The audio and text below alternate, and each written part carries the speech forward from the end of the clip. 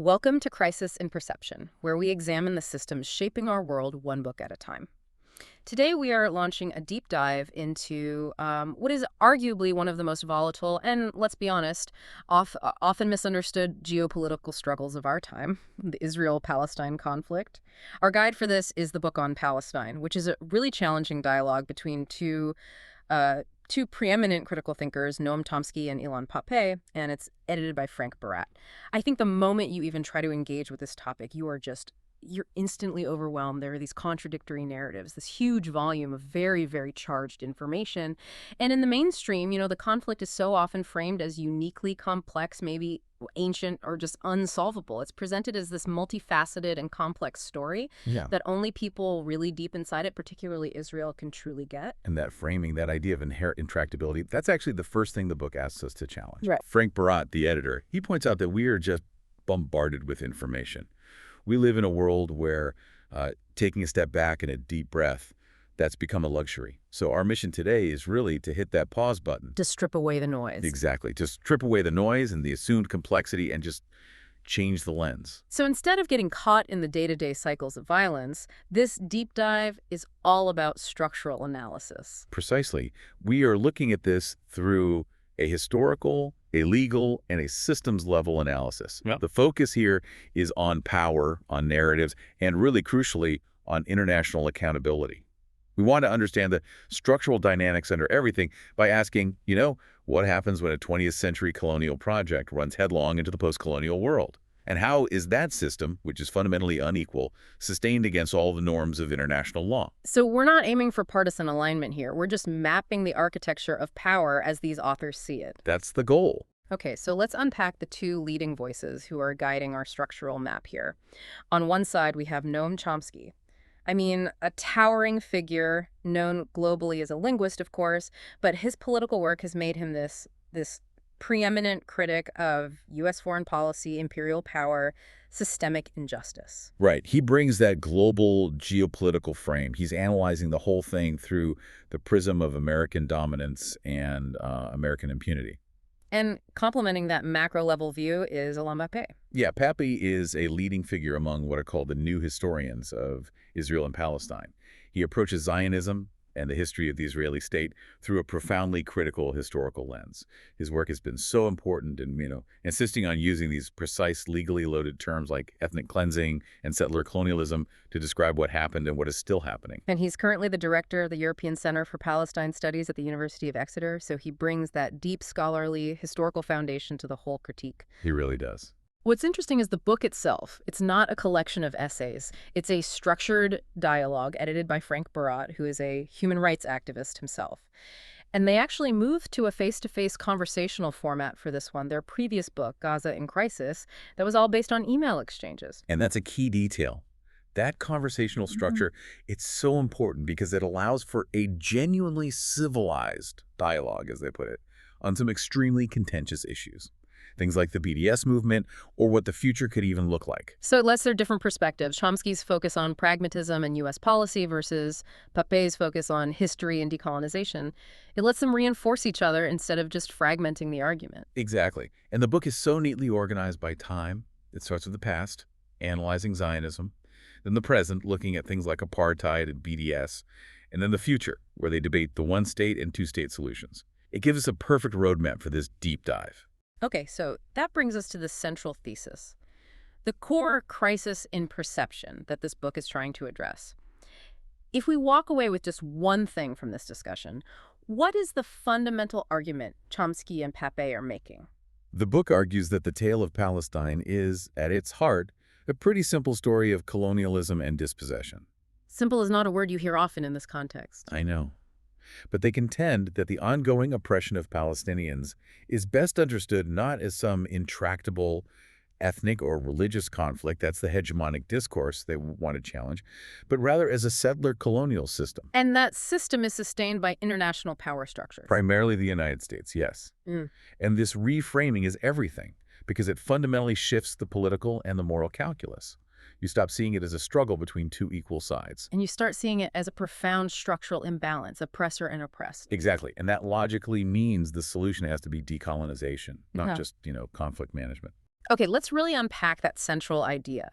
If we're going to replace the language of conflict with the language of systems, we need a new vocabulary. So let's start with that first critical term you mentioned, settler colonialism. Right. So settler colonialism is a very specific model of invasion and replacement. It's different from classical colonialism where, a foreign power comes in, exploits resources or labor, and then eventually leaves. Like the British in India, for example. Precisely. In the settler colonial model, and you can think of the United States, Canada, Australia, the settlers arrive with the goal of staying permanently. They aim to destroy or expel the indigenous population, seize their land, and this is the crucial part, reinvent themselves as the new native population. The goal is replacement, not just exploitation. Replacement is the key word, yes. And the authors are saying that applying this definition to the Zionist project isn't some modern academic label, it's actually a reassertion of how the founders themselves saw it. That's exactly Pappé's point. He stresses that this is vital because the early Zionists were actually very open, even proud, about the colonial nature of what they were doing. They frequently used Hebrew verbs like lehitkashev, which means to settle, and hit on colonization to describe the takeover of land in Palestine starting way back in the 1880s. So when did that language change? It really only became obscured and actively denied after World War II when colonialism became, a universally bad word. So the project changed its language, but the authors argue it never changed its fundamental intent. Can you give us a specific, tangible example of how this replacement mechanism actually worked on the ground, beyond just, say, buying land? A great example Pappé highlights is the role of institutions like the Keren Kayemet Israel or the Jewish National Fund, the JNF. Their job wasn't just to buy land, it was to acquire it and hold it in trust for the Jewish people globally. And, crucially, the JNF's own covenant explicitly forbade leasing or selling this land back to non-Jews. So it's a one-way street legally. It's a one-way street. It created a legal and institutional mechanism designed for permanent, exclusive replacement. It showed that mainstream Zionism, really from its inception, had this constant inherent vision. As much of Palestine as possible, with as few Palestinians in it as possible. The native population was just an obstacle. And this historical foundation leads right into the foundational event of displacement, which the authors argue has to be legally categorized as ethnic cleansing, the Nakba, the catastrophe of 1948. The Nakba is absolutely essential because it established what they call the DNA of exclusion. I mean, we're talking about the expulsion of approximately 750,000 people. Which was about half the region's population at the time. Half the population, and the complete destruction of over 500 villages. Papp insists this is not ancient history. For all Palestinians, it is a very present past. It marks the creation of the refugee problem. So why is their insistence on the legal framing of ethnic cleansing so critical? Why not just call it a tragedy or a consequence of war? Because that legal framing transforms the political conversation completely.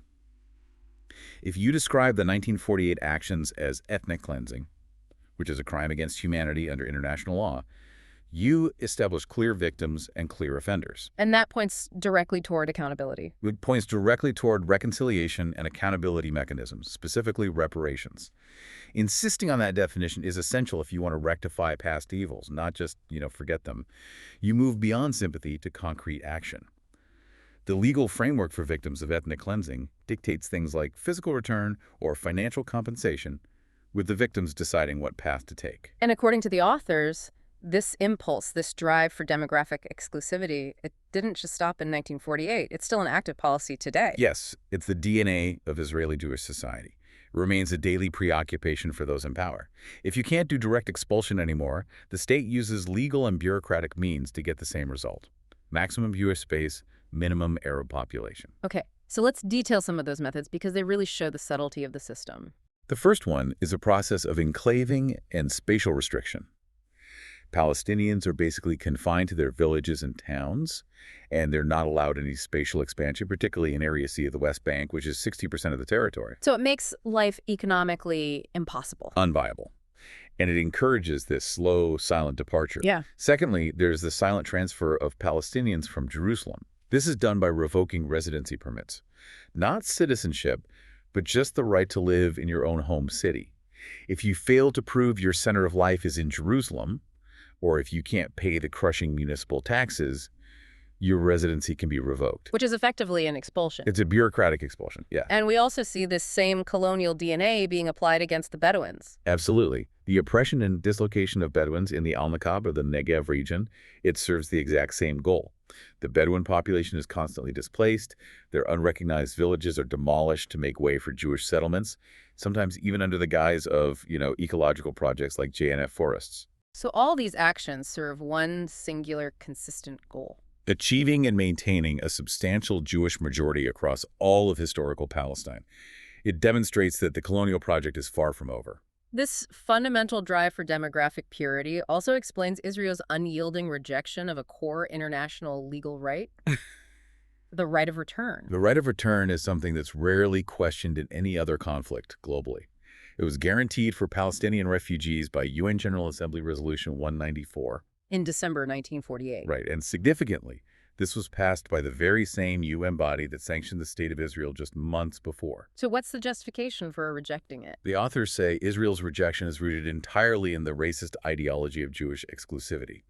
The Israeli argument that allowing refugees to return would undermine the Jewish majority has been, sadly, internationally legitimized within the framework of the two-state solution discourse. So the two-state solution framework itself tacitly licenses Israel to reject core human rights in order to maintain that majority. That is precisely the author's assertion.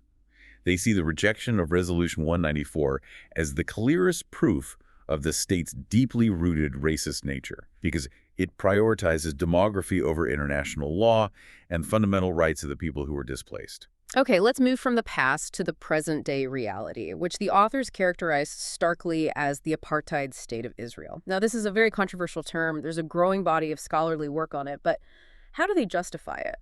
Well, the terminology is a key entry in that new theoretical dictionary that Pappé is advocating for. And while critics, rightly point to dissimilarities. Like the fact that Arab citizens of Israel have the right to vote.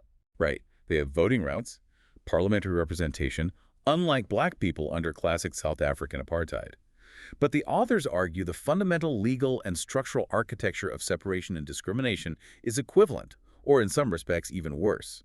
Post-apartheid visitors, including President Jimmy Carter, have used this terminology. They noted that the regime imposed on Palestinians in the West Bank and Gaza was, in many respects, far worse than what they saw in South Africa, even at its most brutal. That is a staggering claim. What evidence do the authors use to push back against the critics who say the comparison is invalid because of those voting rights? They argue that voting rights, while real, they mask a much deeper structural discrimination that's rooted in institutional law. And the shift, especially since around 2010, has been toward an overtly racist state. They point to a significant increase in racist legislation in the Knesset. This legislation mandates loyalty to a Jewish state. It institutionalizes discrimination in land rights, in municipal budgets, in welfare benefits. It just increasingly exposes Israel as a state that segregates and discriminates openly based on ethnicity and religion across the entire territory it controls. So the de facto apartheid of the occupation is being codified into de jure apartheid inside the Green Line as well. Precisely. Pappé notes that the Green Line, the pre-1967 border, is slowly disappearing. Not because peace is breaking out, but because the same policies of exclusion, land confiscation, ethnic cleansing, they're being enacted on both sides. Whether you're a Palestinian in Jerusalem having your residency revoked, or a Bedouin in the Negev being displaced, or a Palestinian in Gaza being bombed, the policies are uniform, all driven by that same ideological imperative of Jewish exclusivity. And this realization that change is just profoundly unlikely to come from within a society so driven by this exclusionary DNA, that's what dictates their shift in strategy for activists to focus on external pressure. Yes, as a direct parallel to South Africa. Change didn't happen because the majority of white South Africans had some sudden moral awakening. Right. They were forced to change by the ANC's struggle and, crucially, by massive international pressure, delegitimization, boycotts, sanctions. The Israeli Jewish society, they argue, has gone through an indoctrinating steamroller since 1948, fusing historical anxieties with colonialist ideology. It's created these deep racist layers that are not easily removed. So the new movement must realize that external pressure is the key. Okay, now let's talk about the paradigm that for decades has been presented as the only solution, the two-state solution. Chomsky and Pappé are, well, they're highly critical of this framework. Chomsky especially. He notes that the peace process, which was supposed to lead to two states, was never genuinely meant to get there. In his view, it was designed only to perpetuate the status quo. It was cover for ongoing expansion. So it was a process, not a destination. Exactly. He calls it an exercise that allowed Israel to grab more land, build more colonies, and annex more space. And it was inherently flawed from the start because it treated the oppressor, Israel, and the oppressed, Palestinians, as if they had parity, as if they were equally responsible, which just fundamentally distorts the power dynamic. So if the two-state solution is a dead letter, what are the actual realistic alternatives being played out on the ground right now, according to Chomsky? Chomsky is very, very clear on this. The choice is framed misleadingly in the media. The true alternatives are not one state versus two states. The real choice is greater Israel versus the international consensus two-state plan. And the fully democratic, binational, one-state solution. That's a moral goal, an eventual goal, but it's not a current policy option because neither the U.S. nor Israel will ever accept it. So we have to look at what's really on the table. So let's focus on Greater Israel because they emphasize this isn't a future plan, this is the active policy being implemented every single day. What does that look like on a map? Greater Israel is the systematic reality taking shape. It involves the permanent, effective annexation of critical zones. Greater Jerusalem, the entire Jordan Valley, that's the border region with Jordan, and all of Area C of the West Bank, where most of the natural resources and land are. And it relies on separating Gaza from the West Bank. Systematically. Yeah. Which violates previous agreements. The goal is always to maximize territory while minimizing the perceived demographic problem, that fear of too many non-Jews in a Jewish state. So how is that demographic problem solved within the Greater Israel framework? By simply confining the major Palestinian population centers, areas A and B, into these tiny, unviable, disconnected enclaves outside the zones that are being annexed, they are left, in Chomsky's very stark term, to rot. They become citizenless people, contained in the biggest human mega-prison in modern times. No access to the outside world, no geographic continuity, no chance of sovereignty. Which brings us to the Palestinian Authority's role. They continue to participate in these negotiations, which lends a kind of credibility to what you're calling a sham process. The PA's participation is primarily for sheer survival. Chomsky characterizes the PA as being sustained by external donations, operating as a schnorrer society.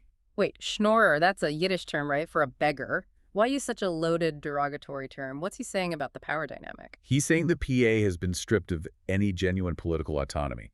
They're functionally a subcontractor for the occupation. The PA plays along with U.S.-run negotiations not because they believe in them, but because if they refused, their entire basis for financial support, the salaries, the security forces, the infrastructure, it would all collapse overnight. And that's tragic because it provides this indispensable diplomatic cover for Israel's continued expansion. It perpetuates the very system they are nominally supposed to be opposing. Yes. This analysis leads us right to the most acute, the most devastating example of that Greater Israel strategy, Gaza, which the authors call the open-air prison. The situation in Gaza is not an accident. It's the inevitable, acute endpoint of the Greater Israel strategy. The goal is to turn 1.8 million people into a ghetto and just hope they vanish into what they call eternal oblivion. And the authors pinpoint the 2005 Gaza disengagement as the critical turning point that really solidified this reality. But the international community largely saw that withdrawal as a step towards peace. It's often cited as proof that Israel tried to compromise. How do Chomsky and Pappé square that perception with their argument that it was a political farce? They square it by pointing to the official Israeli view, which was voiced by Ariel Sharon's own confidant, Dov Weissglass. He contradicted the published messaging entirely. Weissglass openly explained that the disengagement was a carefully staged national trauma that was designed to allow settlers to be transferred to more valuable occupied land in the West Bank. But most importantly, he said the goal was the freezing of the peace process indefinitely. So it was a strategic move. It was a strategic maneuver to cement control over the West Bank by sacrificing the less valuable but densely populated Gaza Strip. And he confirmed it was done with explicit U.S. authority, ensuring that the package called the Palestinian State was permanently removed from the agenda. And the siege that followed ensured Israel maintained its control and its status as the occupying power, even though its troops were out. Absolutely. The authors stress this. Under international law, Israel is still the occupying power because it retains total control over Gaza's land, sea, and air borders, its population registry, its economy. And that control was weaponized through the siege. Weissglass infamously confirmed that Gazans would be kept on a diet but not to make them die of hunger. Just enough for survival, but nothing more. Let's pause on that phrase, the diet. That sounds absolutely chilling. Can you detail what that meant in practice? It wasn't a metaphor. It was a literal policy, administered with technical efficiency. Israeli military and economic strategists literally calculated the minimum number of calories per person per day required to maintain survival while ensuring total economic strangulation. So they were fine-tuning suffering. They were. This calculation allowed them to precisely control what came into Gaza, from food to construction materials, keeping the population perpetually on the brink of famine and hopelessness. It prevents any viable economy or infrastructure from developing. This constant state of induced dependency is the essence of the occupation, and it makes the siege a criminal collective punishment. The book also details this clear, relentless pattern of escalation that leads to these massive military assaults, which the Israelis horrifyingly call mowing the lawn. The pattern is tragically predictable. It always starts with a ceasefire agreement. Typically, Israel commits to easing the siege, and Palestinians agree to stop rocket fire. The record shows Hamas generally observes these terms. Israel sometimes even officially concedes this. But Israel doesn't hold up its end. Immediately, Israel disregards its side of the bargain. It maintains the siege, launches incursions, restricts fishing. This constant Israeli escalation inevitably elicits a response from Hamas or other groups, which then gives Israel the pretext to launch a massive, fierce assault, each one more destructive than the last. So the goal is to keep the ghetto rebellious but crushed. Exactly. Cyclically mowing the lawn to remove the topsoil of resistance without ever addressing the root causes. The psychological damage of that kind of controlled strangulation must be just extreme. It's profound. The human rights lawyer Raji Sarani, who has stayed in Gaza through years of this, he reported a sentiment he heard commonly when people discuss ceasefires. He said they often said, it's better for all of us to die and not go back to the situation we used to have before this war. Wow. They felt they had no dignity, no pride, we are just soft targets and we are very cheap. I mean, that statement just reflects the extreme despair and the complete failure of the international community to provide any basic human security. This systemic denial of rights and impunity, it raises a huge question. How is a policy this clearly documented sustained by international actors? And the book's answer is unambiguous. The United States plays the decisive, non-neutral role. Chomsky says the fact that the U.S. even organizes negotiations should be viewed as a joke. The U.S. is not a neutral broker. It is a full participant in the conflict. Providing support across multiple dimensions. It's comprehensive. It's military aid, guaranteeing Israel's qualitative military edge. It's economic aid.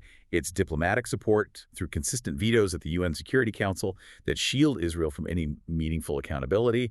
And critically, it's ideological support, framing the issues globally to match Israeli doctrines. And this support, Chomsky argues, isn't just benevolence. It's because Israel is geopolitically useful for U.S. policies. Yes, the U.S. views Israel as a strategic asset, a reliable, powerful client state in a volatile region. And that utility is what allows Israel to defy the entire world with impunity. This reliance explains that fatal choice Israel made decades ago. Chomsky points to 1971, when Israel rejected a full peace treaty offered by Egypt because it preferred to colonize the Sinai. The choice was expansion over security. It was expansion over security. And the authors argue that path inevitably leads to Israel becoming a pariah state, surviving only as long as the U.S. protects it. It's a position very much like apartheid South Africa in the 1960s. So, in essence, Israel has outsourced its long-term security to American power, making it vulnerable to any shift in U.S. policy. They can get away with it as long as they have, as Chomsky says, the biggest thug on the block protecting you. Exactly. And a huge part of maintaining that impunity relies on narrative control, imposing ideological constraints on how we're even allowed to talk about this. Let's discuss that idea of the dehumanization pipeline. It sounds chilling. Can you break down the ideological process that turns a Palestinian child into the enemy in the eyes of a soldier? The state's success lies in building a narrative that's so complex, focused on perpetual security threats and existential dilemmas, that any outside criticism is instantly dismissed as naive, misinformed, or anti-Semitic. That complexity is the cover for the dehumanization process. Palestinians are framed not as displaced people with rights, but as security risks, as terrorists, as a demographic bomb. And once you successfully objectify them, atrocities, from carpet bombing civilian areas to shooting children, can be committed, because the victim is no longer seen as a human being. So Chomsky notes that when an Israeli soldier sees a Palestinian baby, They are indoctrinated to see not a child, but a potential future enemy, an obstacle to the state's survival. and this narrative control even extends to suppressing historical facts that might empower global movements for change. Yes, Chomsky highlights a stunning example of this. The world generally suppresses the fact that Cuba played a huge, often overwhelming part in destroying the South African apartheid regime. They did it by driving out South African aggressors with military of mostly black soldiers. This pivotal piece of decolonization history is just. It's omitted from U.S. and British consciousness. That's incredible. So the West effectively erased a key piece of decolonization history because it didn't fit the accepted white savior narrative of how global change happens. Precisely. It challenges the hegemonic narrative of power, so it has to be suppressed. And you see this same selective morality in how international law is applied, particularly the responsibility to protect, or R2P. R2P has such a strong moral ring to it, the idea that the world shouldn't stand by. So Yeah. what makes Chomsky call its application a fraud? He is scathing. He calls it a fraud perpetrated in Western intellectual culture. He distinguishes the UN General Assembly version of R2P, which requires Security Council authority for intervention, from the version adopted by the US and NATO. Which is unilateral. It's unilateral. It authorizes them to use violence wherever they choose without Security Council authority, as long as they claim to be preventing an atrocity. He argues it's selectively enforced. It was invoked for Libya, but it's systematically ignored for egregious U.S. and Israeli violations, whether in Gaza or Yemen or anywhere else. U.S. interests align with the perpetrating power. That selectivity proves it's a tool of power, not protection. And this all relies on institutional paralysis, the failure of major international bodies to enforce their own rules. Yeah, the authors specifically critique the Quartet, the EU, Russia, the U.S., and the UN. In their view, the Quartet didn't act as a peacemaker. It effectively provided the political framework to enable and perpetuate the status quo for as long as possible. By marketing the open-air prison model as a legitimate path to peace, they became a key part of the system's impunity. The system also relies on violating the very agreements it claims to uphold, like the Oslo Accords. The violation of Oslo is a centerpiece of this failure. The Accords explicitly declared Gaza and the West Bank an inseparable territorial unity, but for over 20 years, the U.S. and Israel have been dedicated to separating them. And that separation is strategic. It's not an accident. If Gaza, which is Palestine's only access to the outside world, is permanently isolated from the West Bank, then the resulting West Bank entity is effectively imprisoned between hostile states Israel and Jordan. It ensures that a viable, contiguous Palestinian state can never emerge. So what does this highly controlled, structurally biased system mean for activism? I mean, how should people who care about this respond, particularly when we talk about the BDS movement? The primary takeaway for activists, Chomsky argues, is the need for strategic pragmatism over just, ethical purity.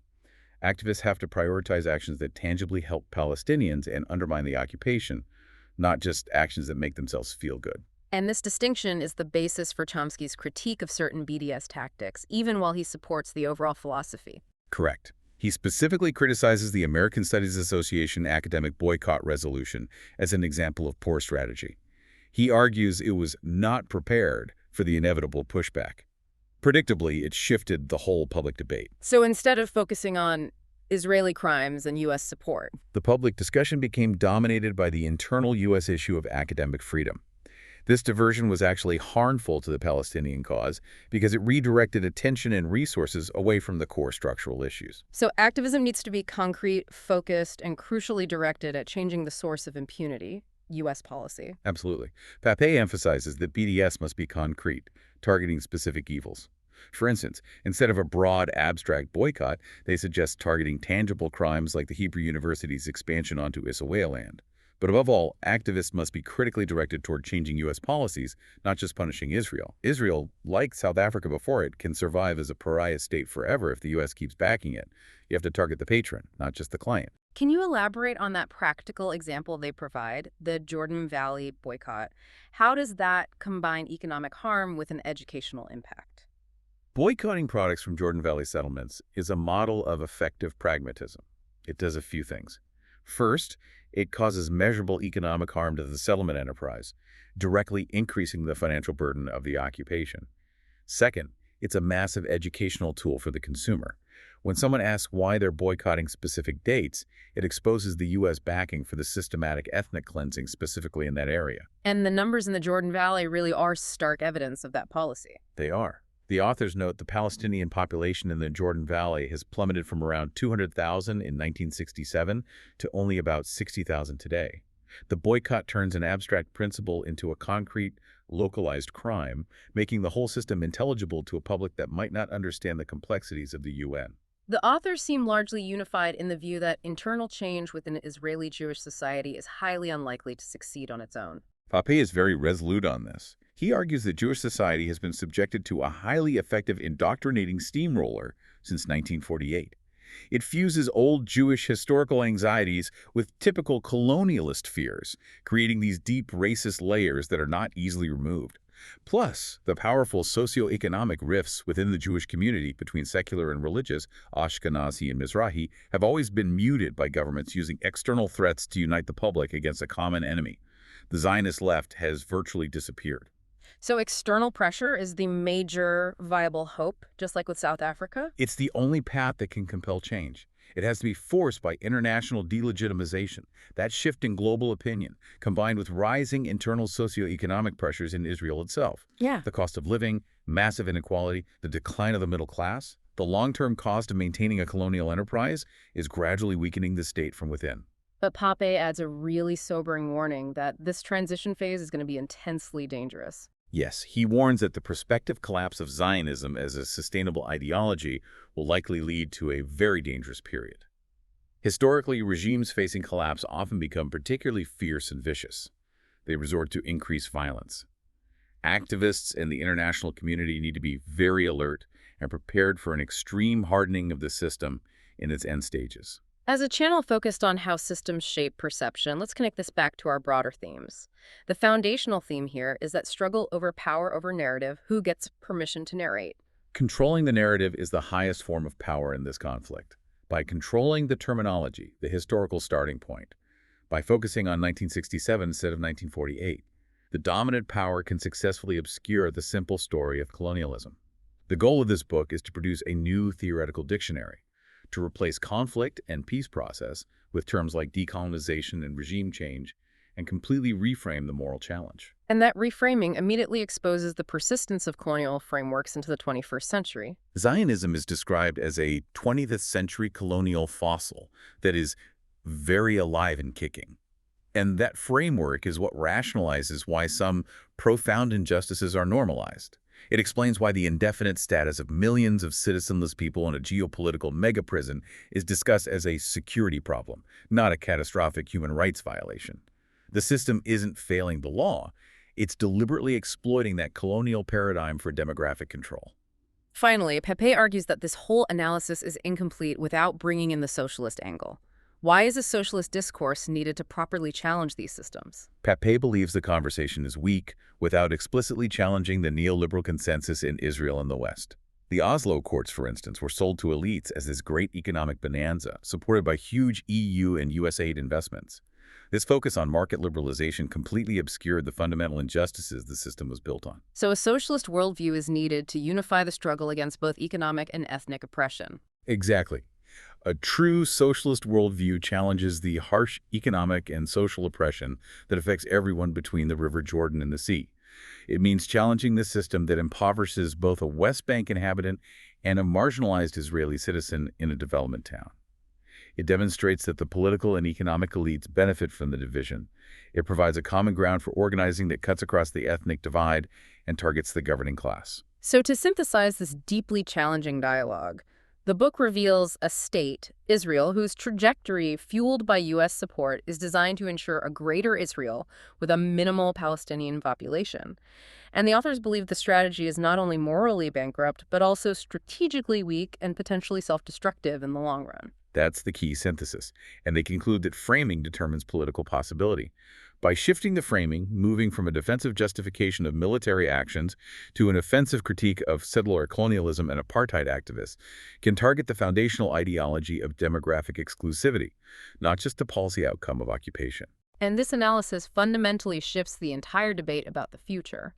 If the reality on the ground is already one state, an apartheid regime controlling the whole territory, then the struggle is no longer about where to draw a border for a two-state solution. Correct. The focus becomes regime change. The fundamental struggle is to establish a geopolitical entity based on full equality and democratic rights for everyone living in or expelled from historical Palestine. That includes the unconditional right of return. In their view, this is the only path that addresses the moral and legal injustices and offers a genuine framework for liberation. It brings us back to Chomsky's observation. Israel's ability to act as a pariah state depends entirely on the U.S. asking, why should we take the burden? If the ideology of a state demands constant expansion, constant conflict, and the creation of a permanent, oppressed underclass, how long can international powers maintain that diplomatic cover before their own moral and strategic burdens just become unbearable? And that question is left to hang over the entire system. This deep dive was based on the book On Palestine by Noam Chomsky and Ilan Pappé, and edited by Frank Barat. We really encourage you to read the book yourselves, support the author's work, or check it out from your local library. For a shorter visual overview of this topic, see the mini explainer linked in the description. If you enjoy systems-level analysis like this, please like, subscribe, and comment with books or topics you'd like us to explore next.